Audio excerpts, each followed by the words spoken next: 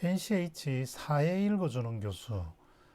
오늘 첫 번째 시간으로 부실공사, 건설공사가 왜 일어나는지에 대해서 함께 나눠보고자 합니다. 일주일 전 광주에서 건물 붕괴된 사고가 일어났습니다. 버스가 깔린 모습이고요. 그리고 2년 전에 막을 수 있었다라는 제목의 기사도 보입니다.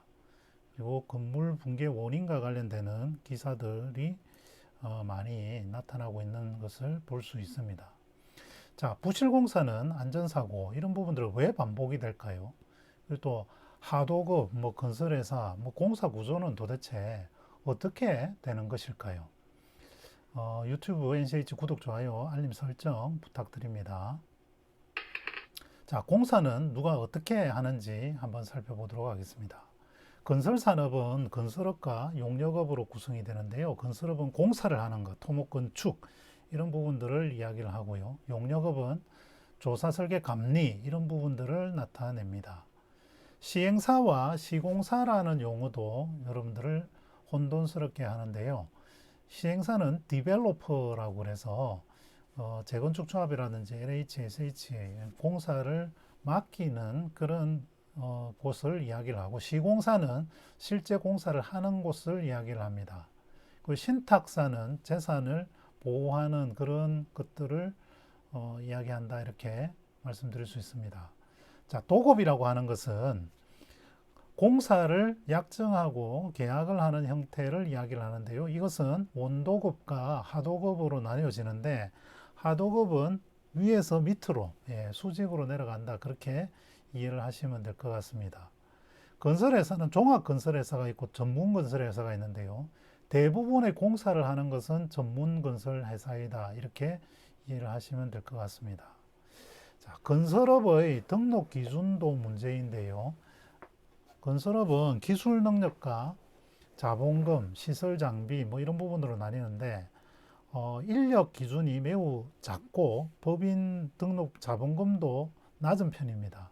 무엇보다도 시설이나 장비가 없이 사무실만 있으면 이것이 있는 것으로 기준으로 하기 때문에 페이퍼 컴퍼니라든지 이런 것들이 난립하는 그런 구조를 나타내고 있습니다. 자, 그러면 사고는 왜 일어날까요? 우선은 공사 계약 구조가 굉장히 다단계로 이루어진다라고 볼 수 있는데, 발주자는 이제 공사를 시작하고 돈을 주는 사람이죠. 그래서 처음에 예상했던 것보다 갈수록 깎이는 것을 볼 수 있는데, 실제 공사를 하는 곳에서는 처음 공사 원도급에서 받은 비용의 40에서 50% 정도의 비용으로 공사를 합니다. 그리고 실제 일을 하는 일용직이나 장비 대여는 체불이나 이런 부분들도 많이 발생하게 되는데요.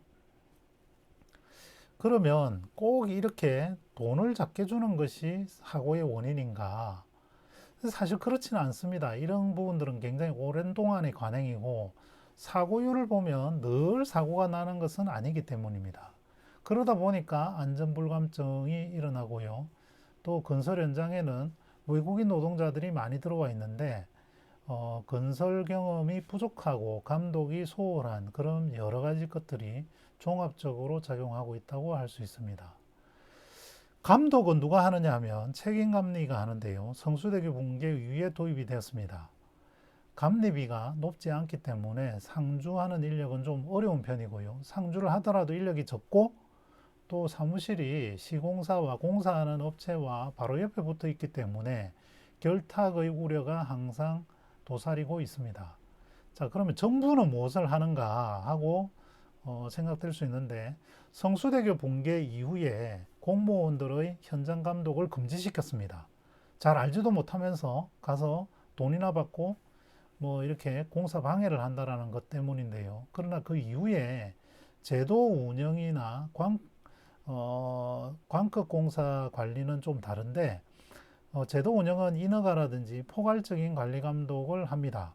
그리고 광급 공사의 경우에는 하도급 계획서를 받아서 이 금액이 적정한지 이런 부분들을 심사하고 또 이행 여부를 감독하게 되는데, 이 광주와 같이 일반 민간공사는 이러한 절차들이 생략되어 있고 또 관크공사라 하더라도 이러한 것들이 실효성을 거두고 있다고 보기는 쉽지 않은 상황입니다.